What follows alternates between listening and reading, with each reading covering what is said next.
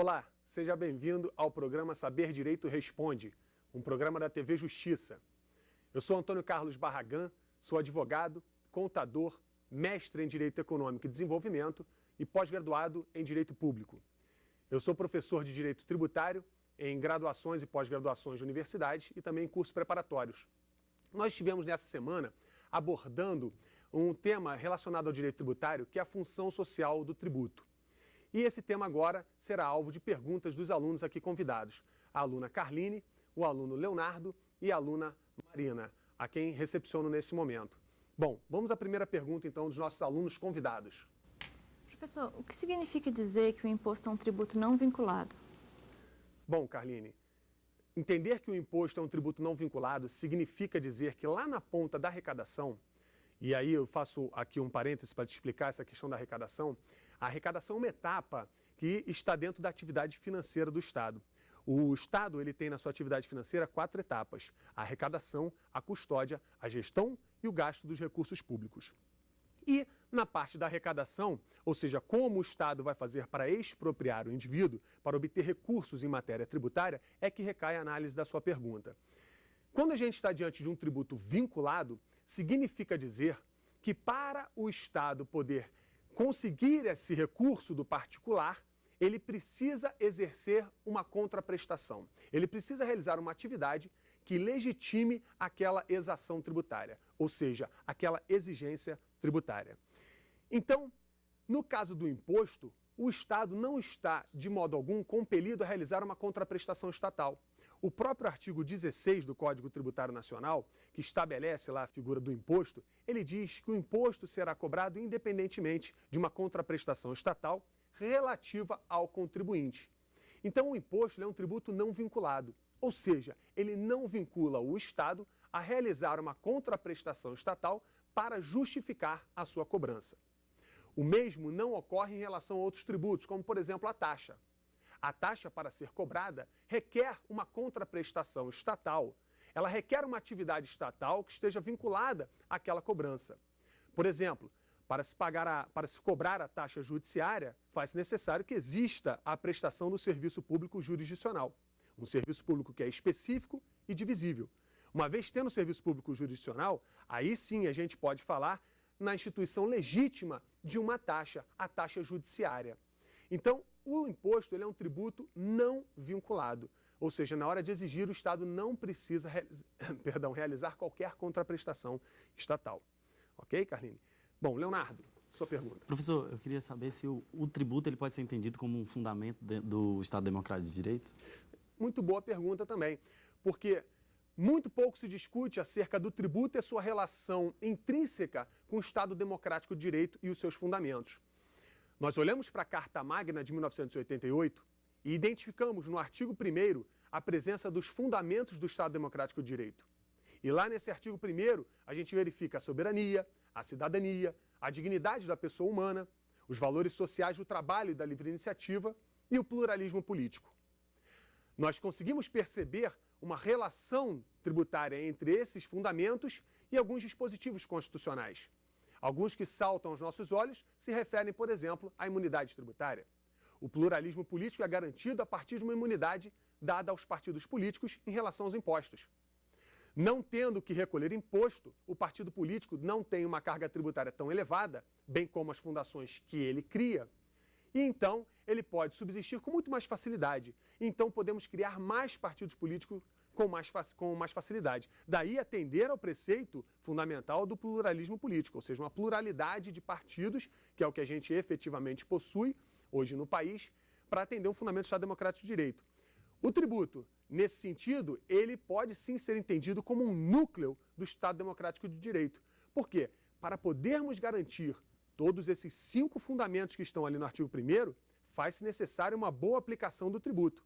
Não só na hora de impor a legislação tributária de modo adequado, com uma dosimetria perfeita ou próximo da perfeição, na justa tributação, como também na hora de gastar esse recurso tributário, na hora de gastar essa verba pública proveniente da arrecadação tributária.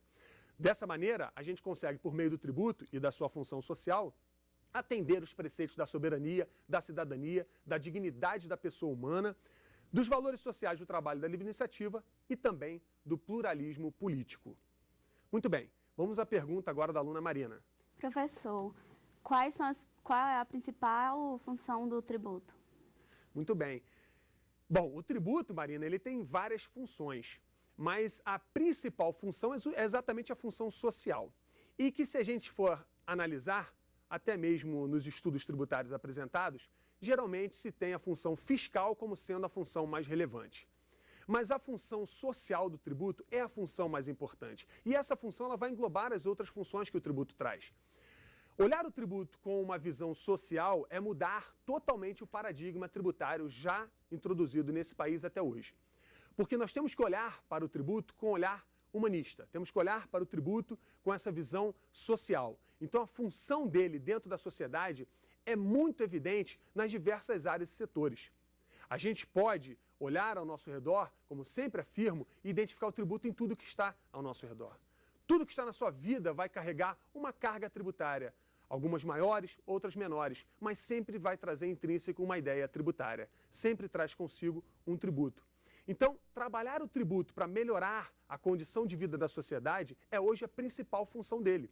Manusear a carga tributária de modo a atender os preceitos sociais que vão garantir o exercício cívico, social, político e a economia do país é a principal função do tributo. Muito bem, vamos a mais uma pergunta da aluna Carline. Professor, o que são receitas originárias e receitas derivadas? Essa pergunta, Carline, nos remete a uma análise que está pautada no direito financeiro, que guarda relação direta também com o tributo, uma vez que o tributo é uma das receitas que compõem as receitas públicas que são estudadas pelo direito financeiro. Pois bem, a receita pública derivada é aquela que decorre de uma imposição legal. É aquela em que o Estado vai usar o seu poder de império, o ius imperi, para exigir aquela quantia do particular. Esse poder de império ele pode se exercer não só pela parte tributária, como também pode se exercer na hora de punir. Uma multa, por exemplo, uma penalidade pecuniária, também decorre da mesma forma e tem de receber a mesma natureza, a de receita pública derivada. Já uma receita pública originária, na qual o tributo já não se enquadra, ela decorre de uma relação contratual. Ou seja, ela vai ser uma receita ex voluntate e não ex lege. Ela é uma receita que vai surgir a partir do momento em que aquelas partes vão convencionar. Um exemplo pode ser o aluguel de um bem imóvel. Vamos imaginar que a União alugue um bem imóvel para um terceiro. Essa receita proveniente do aluguel é uma receita pública originária. Receita pública originária, que até especifico mais para a sua pergunta, patrimonial. Por quê? Porque vai decorrer da exploração do patrimônio público. A União pega aquele bem público e o aluga para terceiros. E aí, nessa hora, recebe uma receita, que é uma receita pública originária, porque oriunda de um contrato de locação, e patrimonial, porque resulta da exploração do próprio patrimônio. Nós também podemos ter uma receita pública originária empresarial. A receita pública originária empresarial é aquela que decorre da própria atividade do Estado enquanto empresa. Então, o Estado, ao exercer uma atividade empresarial, como, por exemplo, a imprensa nacional, né, se a gente quiser publicar no Diário Oficial, você tem que pagar uma certa quantia para fazer essa publicação. Não é incomum, por exemplo, a exigência que recai sobre colégios. Quando as turmas se formam no ensino médio, faz-se obrigatória a publicação da lista dos formandos no Diário Oficial. Inclusive, essa publicação do Diário Oficial é exigida para o ingresso nas universidades. Aqueles do ensino médio têm que tirar cópia da página onde foi publicado o seu nome para comprovar a sua formatura no ensino médio. E a imprensa nacional, né, ela vai receber essa quantia que vai adentrar ao cofre público da União como uma receita pública originária empresarial, porque decorre da atividade empresarial do Estado, da exploração de uma atividade empresarial por parte do ente federativo. Ok? Muito bem. Vamos à pergunta do aluno Leonardo. Qual é a relevância, professor, da conscientização tributária para a correta compreensão da função social do tributo? Muito bem. Essa conscientização política tributária que é hoje talvez um dos grandes desafios que a gente tenha que implementar aqui no país. Sem dúvida, ela vai ser muito importante para a compreensão da função social do tributo. Então a gente vai ter essa conscientização como sendo hoje o principal norte a ser perseguido. Conscientizar a população do seu papel enquanto ator social dentro de um cenário tributário é de suma importância. Ele entender quem é a figura do tributo, entender qual é o papel dele quando sobre ele recai uma norma tributária e ele tem que cumprir, e também o papel dele na hora de exigir o cumprimento da norma tributária por parte de um terceiro. Porque não basta apenas o contribuinte cumprir com a norma tributária, ele também tem um dever de exigir que aquele outro, ou perdão, um direito seria melhor qualificado, de exigir que aquele outro cumpra também com aquele dever fundamental de pagar o tributo. Então a conscientização política tributária, ela é de suma importância para a nação. Nós temos que começar a trabalhar essa ideia de popularização da tributação para que todos possam inevitavelmente compreendê-la. A tributação e o tema tributário não deve ficar preso apenas às salas de discussões de direito, apenas às palestras jurídicas. Temos que levar o tema também para outros setores, setores de saúde, setores que envolvam transportes e os mais diversos profissionais e das mais variadas camadas da sociedade. Atentar para a discussão tributária apenas em uma certa camada elitista não vai conduzir à reforma tributária adequada que se espera para a população. Muito bem. Vamos então à pergunta agora da aluna Marina. Professor, como garantir que a tributação será justa para todos os cidadãos em um país tão desigual como o nosso? Bom, você agora não fez uma pergunta, você lançou um desafio, né? Mas bastante interessante, porque realmente hoje a gente tem uma série de etapas para ultrapassar, é um trabalho árduo, é um trabalho que já deveria ter sido iniciado há muito tempo. E nós temos inúmeras etapas que nós podemos preencher dentro dessa análise da justiça social para alcançarmos uma tributação justa, uma tributação que garanta uma dosimetria adequada diante da capacidade que cada um tem de contribuir. Um dos elementos que eu posso te citar seria, por exemplo, o emprego da progressividade. Ao invés de adotarmos mais a proporcionalidade, passarmos a adotar mais a progressividade. E dessa maneira, talvez a gente consiga retirar boa parte da tributação que recai sobre a camada mais pobre da população e leve ela para aqueles que realmente têm recursos para contribuir. Porque quem pagar por um bem mais caro vai receber uma alíquota maior. Então a progressividade pode trazer um resultado acerca disso. Claro que ressalvo que tudo deve ter um planejamento econômico. Sempre deve ser pautado no estudo prévio para verificar se realmente aquilo vai se efetivar com a eficácia esperada. Muito bem, fechamos aqui o primeiro bloco e voltamos já com o Saber Direito Responde.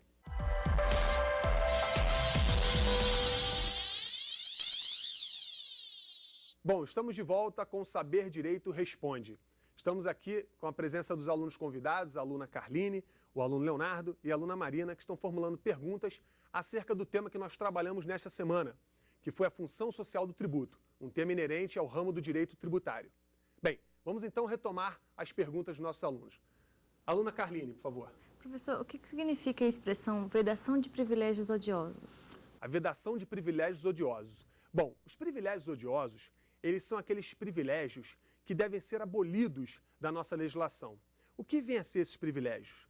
São isenções, incentivos ou benefícios fiscais que eles não têm o propósito de alcançar uma tributação justa, mas sim de favorecer determinado grupo da sociedade ou uma determinada pessoa, ou seja, atender um interesse particular, um interesse próprio, e não um interesse público, que é o que deve nortear toda a tributação. Então, a vedação aos privilégios odiosos é exatamente uma busca pela tributação justa, uma busca pela tributação honesta na hora de se reduzir carga tributária. Não é justo, por exemplo, publicarmos um projeto, aprovarmos, melhor dizendo, e publicarmos uma lei que ela traga, por exemplo, benefícios fiscais para um setor têxtil, não é? E lá no seu conteúdo você tem um dispositivo que estenda esse benefício fiscal para o setor de clínicas particulares. Ora, o que tem a ver a clínica particular, uma clínica médica, com o setor têxtil? Então, evidentemente, que aquele dispositivo foi introduzido como uma forma de privilégio odioso. Foi para atender algum interesse particular, o que, em última instância, viola o princípio da impessoalidade. O direito administrativo nos informa o princípio da impessoalidade, artigo 37 caput da Constituição. Ou seja, a atuação do administrador público tem que se dar de acordo com a impessoalidade. Ele não pode, em momento algum, atender a fins particulares, a fins coletivos. Ao contrário, ele deve sempre se pautar na finalidade pública. buscar sempre o atendimento das necessidades públicas, que nós fizemos questão de pontuar a diferença em relação à necessidade coletiva. É muito comum a gente encontrar em diversas obras ou até mesmo em algumas citações uma correlação de sinônimo entre necessidade pública e necessidade coletiva. Na nossa aula a gente fez questão de frisar essa diferença. Por quê? O que o Estado tem que fazer, e ele foi criado para isso, é para atender necessidades públicas. Necessidades que sejam de interesse direto ou indireto de toda a sociedade. E não aquelas que atendam apenas um grupo. Aquela necessidade que esteja voltada apenas para o interesse de uma coletividade, de um pequeno grupo ou uma categoria. Porque assim, a verba pública que foi paga por todos e está pautada na solidariedade, não está tendo a finalidade esperada pelo restante da sociedade, mas tão somente por aquele grupo, aquela coletividade que foi por ela atendida. Muito bem, vamos à pergunta agora do aluno Leonardo. Bom, professor, como forma de se evitar os tributos, o contribuinte ele se vale, às vezes, da ilusão, da evasão e da elisão fiscal. Qual a diferença, professor? Bom, muito bem. Realmente, o contribuinte, ele se vale das três. Isso é fato. Não que as três sejam lícitas ou indicadas para o contribuinte. Mas é fato que na sociedade a gente encontra contribuintes que se valem da evasão fiscal, se valem da elusão fiscal e da elisão fiscal. Bom, a evasão fiscal é uma forma que o contribuinte encontra de fugir da carga tributária por meios ilícitos. Então, por exemplo, ao introduzir uma mercadoria no Brasil sem passar pelas vias aduaneiras, trazendo ela por um caminho paralelo para fugir da tributação, representa uma forma de evasão fiscal. A mercadoria é entendida como aquele bem que tem a livre comercialização no território nacional. Então, para adentrar ao território nacional, ela requer o acompanhamento de uma nota fiscal e ela requer a passagem por todo o trâmite que ocorre no despacho aduaneiro. E ali, na fase do desembaraço aduaneiro, uma fase do despacho aduaneiro, é que é apurada a tributação correspondente à importação daquela mercadoria. O contribuinte, que muitas vezes traz essa mercadoria sem passar por esse trâmite, usando de uma via alheia, uma via ilícita, ele pratica a evasão fiscal. Em relação à elusão fiscal, ela também não é admitida de forma lícita. Só que a elusão fiscal, ela se traduz pela dissimulação. O contribuinte ele vai criar uma situação que não é a situação real que ele pretende praticar, para então atingir uma finalidade que é a de afastar a tributação. Ou seja, ele se vale de uma simulação. Então, o contribuinte vai dissimular uma hipótese para fugir do fato gerador. Vamos citar, por exemplo, o caso de um pai que queira doar um bem imóvel para um filho. Se o pai for promover a doação de um bem imóvel para o filho, como donatário, deve recolher 4%, em média, de ITCMD, Imposto sobre a Transmissão, Causa-Mortes e Doação. A média que os estados cobram gira em torno de 4%. A alíquota máxima do ITCMD, só para deixar registrado, é de 8% aqui no Brasil. Isso já foi estabelecido por resolução do Senado Federal. Mas a maioria ali transita nos 4%. Então, esse pai, ao doar para o filho esse imóvel, o filho vai ter que recolher 4%. Vamos imaginar que o filho não tenha rendimento, o filho não tem como arcar com esses 4%, é uma carga alta.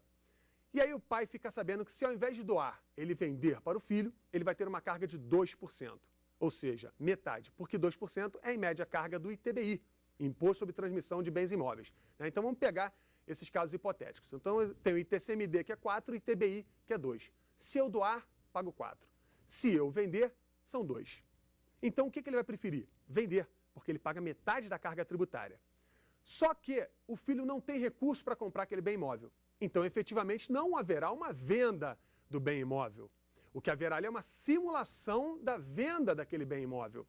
Mas como o filho vai justificar para a Receita Federal do Brasil aquela renda? Como que ele vai justificar capital para comprar aquele bem imóvel? Digamos que o pai e o filho, então, decidam promover uma simulação.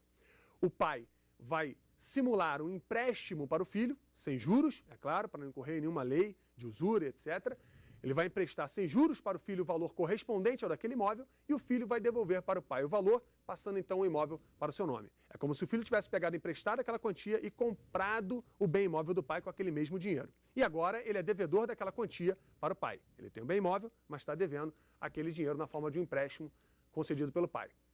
Muito bem, isso é uma simulação. O empréstimo não houve, a venda do bem imóvel não houve, na verdade eles criaram esse cenário para, no pano de fundo, doar aquele bem imóvel de um para o outro, mas passando com uma carga tributária menor, que seria de 2%.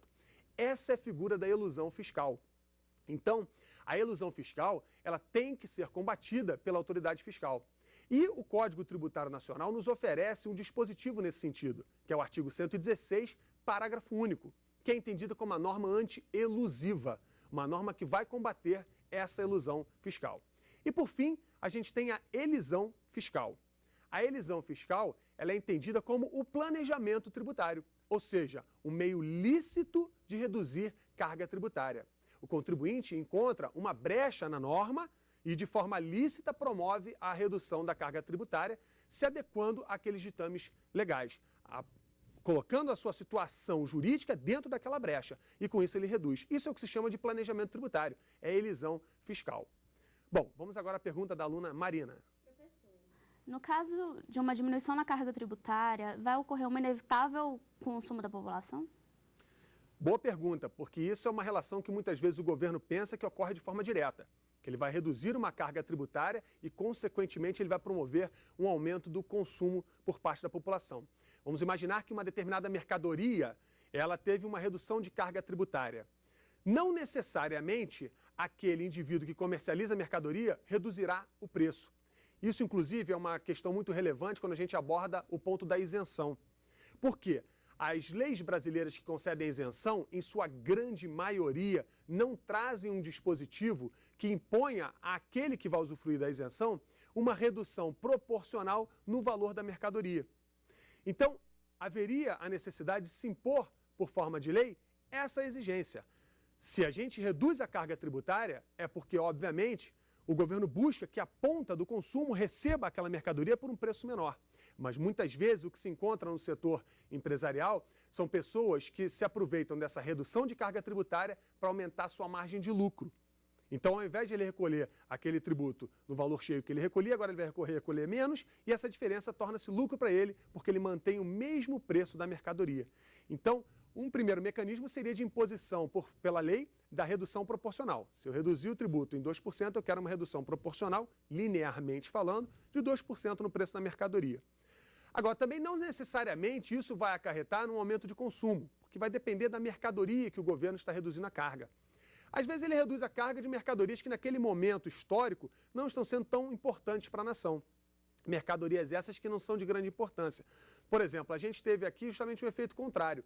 A gente teve um aumento do IPI sobre os móveis e sobre os eletrodomésticos da linha branca, que são itens que são bastante consumidos pela população. Então isso freia o consumo da população. É claro que em contrapartida a gente vai pensar de forma positiva que isso serve para frear a inflação, porque tendo menos consumo, naturalmente aquele indivíduo que está vendendo esses bens vai vender uma quantidade menor. Então, ou ele diminui o preço para continuar mantendo o seu nível de vendas, ou ele não vai conseguir manter aquele nível. Então, dessa forma, aumentando a carga, a gente reduz o consumo e garante a inflação. Reduzir carga tributária pode ser muito letal, porque vai trazer uma inflação, se não houver um controle combinado com taxa de juros e outros elementos que são intrínsecos ao índice inflacionário. Bom, vamos então à pergunta da aluna Carline agora. Professor, o que quer dizer o princípio do non-wallet? Princípio do non-wallet, também entendido como princípio do pecúnia non-wallet. Bom, esse princípio aí também tem que ser bem trabalhado e bem visualizado aqui no nosso país. Muitos doutrinadores trabalham ele com excelência. E a ideia é que o princípio do pecúnia non-wallet, ele evite que a tributação se perca em virtude de atividades ilícitas. Então, encerramos aqui o programa Saber Direito Responde.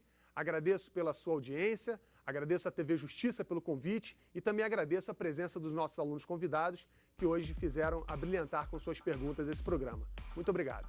Tem dúvidas sobre o assunto? Mande um e-mail para saberdireito@stf.jus.br. Você também pode estudar pela internet. É só acessar o site www.tvjustiça.jus.br.